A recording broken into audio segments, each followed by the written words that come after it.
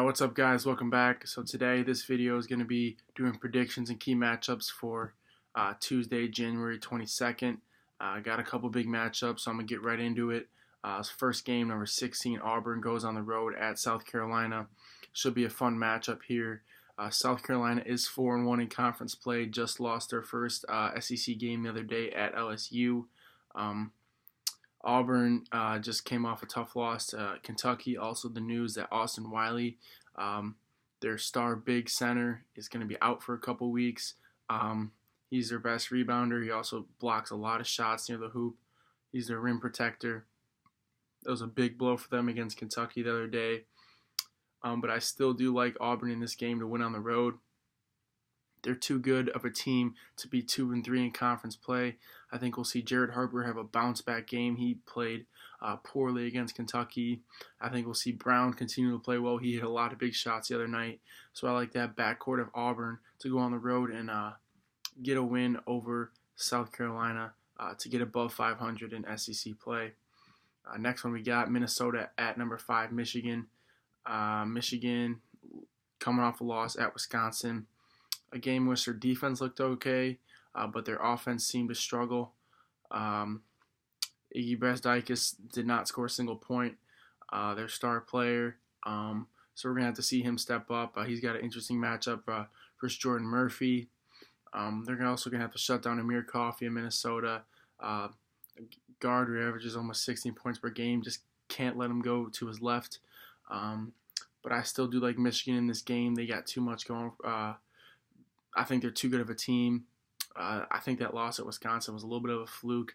Those games are bound to happen, bad games like that. We'll see Xavier Simpson bounce back, Jordan Poole. I think we'll see them have a big night. I think John Beilein will have these guys back in order. Michigan is at home, so I do like Michigan in this game to win. I think it'll be a big win as well. Next one we got, number 22, Mississippi State at number 8, Kentucky. A really fun matchup.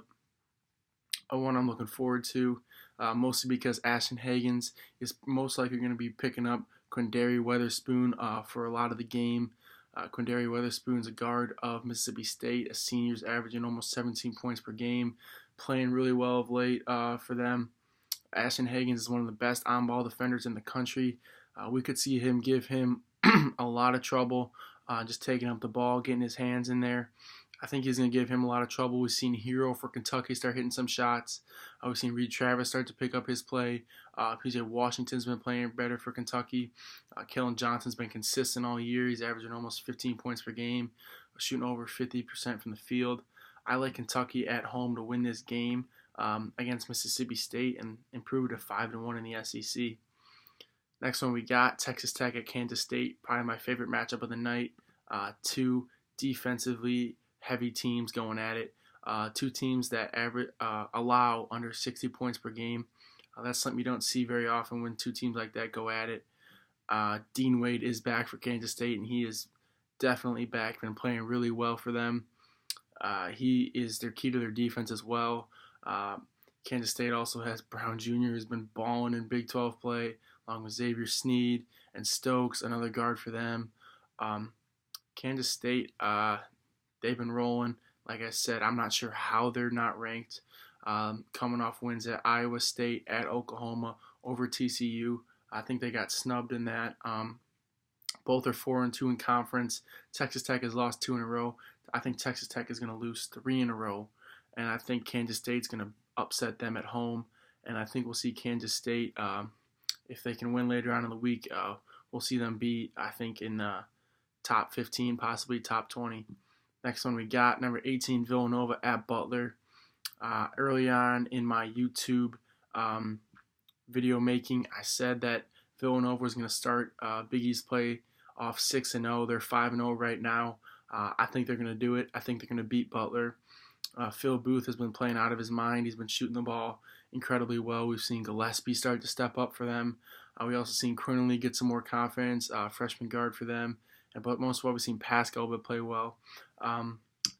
It's going to be a tough task at Butler. Obviously, Butler has won 2 in a row now at DePaul and over St. John's. We've seen Jordan Tucker really step up for them, breaking ankles, hitting big-time shots. He is a good player coming off the bench. Did not start playing this season until a couple games ago because of transfer rules. If he gets going, that could be tough for Villanova to win.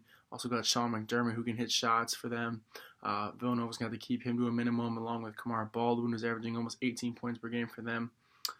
So Villanova is going to have to do a good job defensively guarding the three-point line against some of those guys coming off the bench. But I do like Villanova to win that game. Next one we got Notre Dame at Georgia Tech. Battle of two teams in the bottom of the ACC.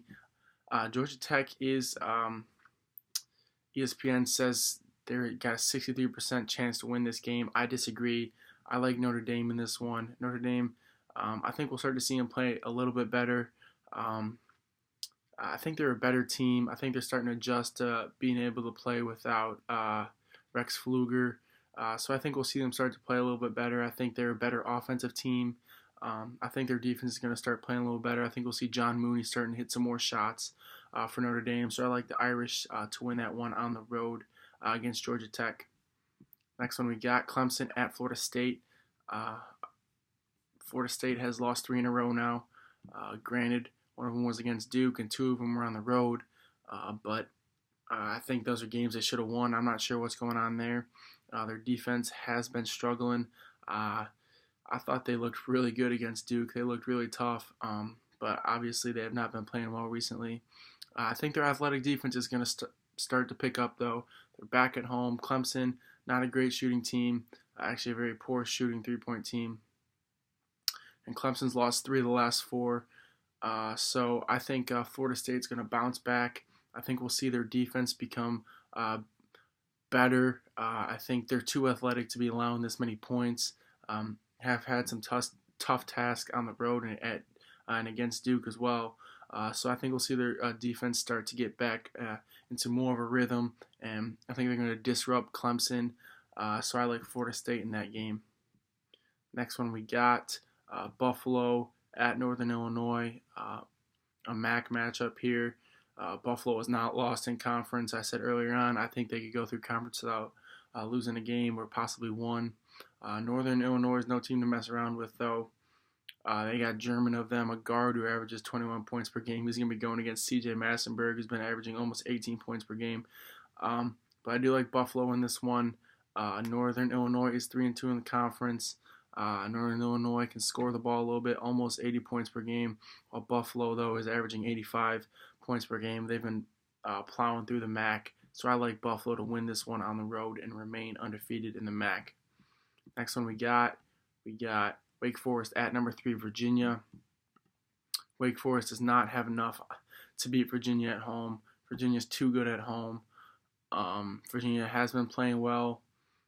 Just lost at Duke. A game I didn't think they played poor in. Kyle Guy did not shoot the ball well in that one. And they needed him to beat a great team in Duke.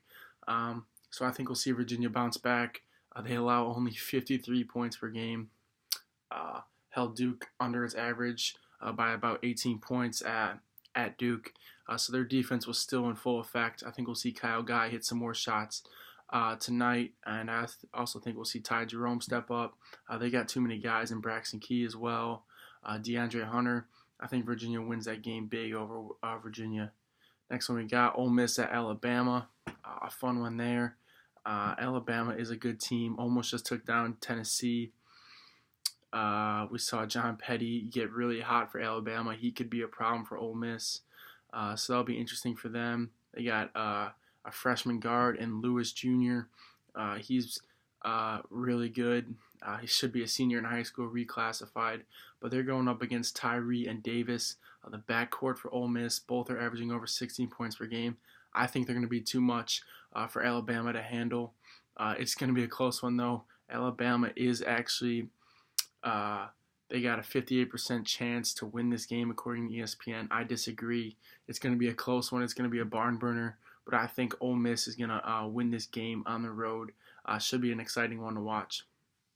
Next one we got Indiana at Northwestern. Northwestern, not a bad team. A team that struggled in Big Ten play, 2-5. Indiana, though, has lost 4 straight in Big Ten play. Granted, a very tough schedule at Michigan, at Maryland, versus Nebraska, at Purdue. Those are tough games to win. So I think we'll see them actually bounce back. Juwan Morgan's going to have to really play well because he's going to have a couple tough matchups, whether it's Vic Law or Derek Pardon of Northwestern. Pardon's a center. He's a transfer, a really good player for them. Averages almost 8 rebounds per game. Vic Law, their leading scorer, averages almost 17 points as a forward. So I think we're going to have to see Juwan Morgan handle his own. He's going to have to play good defense, and Romeo Langford's going to have to play some good offense. Looked terrible at Purdue the other day. He averages almost 18 points per game. He has to stop shying away from big moments.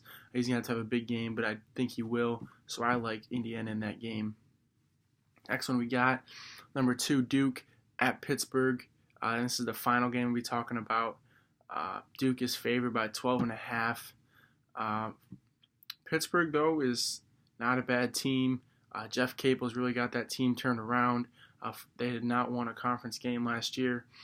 Duke, I'm not sure if Trey Jones will be back or not. If he is or not, I still think Duke is going to win this game. I think we see R.J. Barrett get back on track the other night against Virginia. I think Zion Williamson's going to be too much. Most of all, I just think this Duke defense, they looked pretty good the other night, even without Trey Jones. I think we'll see Cam Reddish continue to step up for Duke. And like I said, Pitt's pretty young, but so is Duke. But that's why it's going to be a fun matchup, I think. We got a lot of young guys going at it. But I do like Duke in this game just because of Zion and R.J. Barrett. They were unstoppable the other night, and I think they continue that tonight. All right, that's it for this video. Thanks for watching, guys. I really appreciate it. If you haven't followed my Twitter yet, go follow it, Hilly Hoops. Also like this video, comment on this video, and also subscribe down below. And thanks for watching, guys. Have a good night watching basketball tonight.